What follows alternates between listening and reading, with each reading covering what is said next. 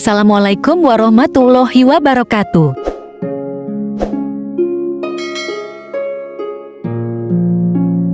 Nabi Sulaiman adalah nabi yang memiliki harta kekayaan yang melimpah dan juga memiliki berbagai mukjizat yang tidak dimiliki nabi yang lain. Ia bisa berbicara dengan binatang. Hal ini sesuai dengan firman Allah Subhanahu wa Ta'ala. Dan Sulaiman telah mewarisi Daud.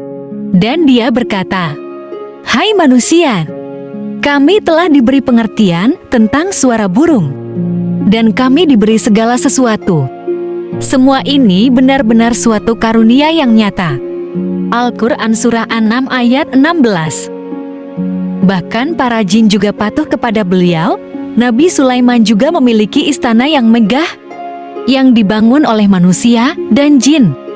Lalu di manakah letak istana tersebut? Dalam Al-Quran ataupun dalam kitab Jarq Yahudi dan Nasrani. Sulaiman memiliki kerajaan yang istimewa. Istananya memiliki benda-benda berharga dan berbagai karya seni yang membuat mata terpana. Pintu gerbangnya terbuat dari gelas. Dalam Al-Quran disebutkan bahwa Ratu Balqis menyingkap pakaiannya karena mengira lantai itu adalah air, padahal hanyalah kaca. Hal ini terdapat di dalam Al-Quran.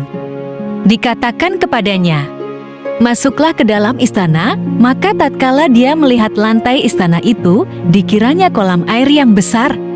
Dan disingkapnya kedua betisnya, berkatalah Sulaiman, "Sesungguhnya ini adalah istana licin yang terbuat dari kaca." Berkatalah Bilqis, "Sesungguhnya aku telah berbuat zalim terhadap diriku. Dan aku berserah diri bersama Sulaiman kepada Allah Tuhan semesta alam." Al-Quran Surah An-Nam ayat 44. Pertemuan mereka dilakukan di negeri tua Sabah di Yaman Selatan. Penelitian yang dilakukan pada reruntuhan mengungkapkan bahwa seorang ratu pernah berada di kawasan ini dan hidup dalam kurun waktu 100 hingga 950 sebelum Masehi. Ia melakukan perjalanan ke utara Yerusalem. Istana Nabi Sulaiman disebut dengan Salamen Temple atau istana atau kuil Sulaiman. Hal ini sesuai dengan literatur bangsa Yahudi. Istana Nabi Sulaiman alaihi salam sekarang sudah tak ada lagi atau sudah runtuh. Yang tersisa hanyalah tembok sebelah barat dari bangunan kuil ini. Bagi orang Yahudi, bangunan ini dinamai Wailing Wall atau tembok ratapan.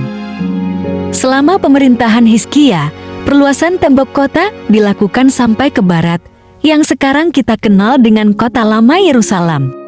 Sisa peninggalan kerajaan Nabi Daud dan Nabi Sulaiman. Dipercaya telah ditemukan seorang arkeolog Israel bernama Gilad Mazar, yang penemuannya diumumkan pada tahun 2005, tepat pada tanggal 4 Agustus. Di situ juga ditemukan situs pintu gerbang dengan lengkungan setinggi 60 kaki dan dinamakan struktur batu melangkah. Untuk mengungkap keberadaan istana tersebut, dilakukan penggalian sampai ke Masjid Al-Aqsa, yang akhirnya memicu kemarahan umat Islam karena ditakutkan akan merusak bangunan masjid. Penelitian tentang istana tersebut terus dilakukan untuk mengetahui keberadaan kerajaan Nabi Sulaiman. Pada Oktober tahun 2007, sejumlah pekerja menemukan runtuhan bangunan yang diyakini sebagai kuil Nabi Sulaiman. Kuil itu ada di sebelah Masjid Al-Aqsa. Walaupun bangunannya sudah tak utuh lagi, para ahli yakin masih bisa disaksikan. Di lokasi ini juga ditemukan keramik dan tembikar benda-benda terkubur selama ribuan tahun. Penemuan ini dianggap penting untuk mengetahui peradaban dan kemajuan yang telah dicapai manusia di masa Nabi Sulaiman alaihi salam. Para peneliti terus berusaha untuk melakukan pencarian situs-situs peninggalan Nabi Sulaiman yang hidup pada masa sekitar abad ke-10 sebelum Masehi, yakni 989 hingga 931 sebelum Masehi. Dan Nabi Daud tahun 1041 hingga 971 sebelum Masehi. Kuil atau Istana Sulaiman merupakan lambang kekuatan, sehingga sangat berguna bagi Yahudi dalam situasi terkini di dunia internasional. Mereka yakin bahwa fondasi kuil Nabi Sulaiman ada di Masjid Al-Aqsa. Pembangunan kuil ini sangat penting bagi Yahudi sebagai pengakuan atas bangsa mereka. Namun karena sudah roboh, kuil ini sudah tak bisa lagi dibangun kembali. Lalu apakah itu yang menjadi alasan Yahudi untuk mengganti Al-Aqsa menjadi kuil Nabi Sulaiman? Saat peristiwa Isra Mi'raj, Masjid Al-Aqsa masih berupa reruntuhan kuil Sulaiman yang berupa batu berongga atau sihro. Pada 637 Masehi, pasukan Khilafah Rasyidin mengambil alih. Khalifah Umar bin Khattab pun memerintahkan untuk membangun masjid di sisi selatan Sihro. Hal ini dilakukan supaya orang yang sholat menghadap Ka'bah dan membelakangi Sihro.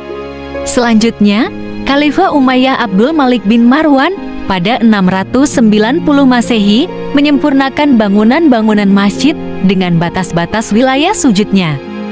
Kubah pun dibangun untuk menaungi Sihro yang ada di tengah komplek Masjidil Aqsa. Tahun 1099 Masehi, pasukan salib berhasil menduduki Yerusalem. Mereka menjadikan masjid sebagai markasnya. Mereka menganggap bahwa Sihro sebagai tempat Nabi Sulaiman menyembunyikan buku sihir. Namun Salahuddin Al-Ayyubi pun berhasil merebut Yerusalem. Yerusalem dalam bahasa Arab disebut Al-Quds. Beliau berhasil mengembalikan fungsi Masjidil Aqsa pada tahun 1187 Masehi. Pada tahun 1917 Masehi, Inggris kembali mengambil alih wilayah Palestina dari Kekhalifahan Utsmani. Israel pun berdiri sebagai negara pada tahun 1948. Mereka berusaha mengumpulkan bangsa Yahudi yang tercerai-berai. Itulah penemuan mengenai istana atau kuil Nabi Sulaiman alaihissalam. Penemuan istana ini dinilai sangat penting bagi orang-orang Yahudi sebagai pengakuan terhadap bangsa mereka. Mereka juga meyakini bahwa istana Nabi Sulaiman yang dulu ada di Masjid Al-Aqsa. Wallahu a'lam.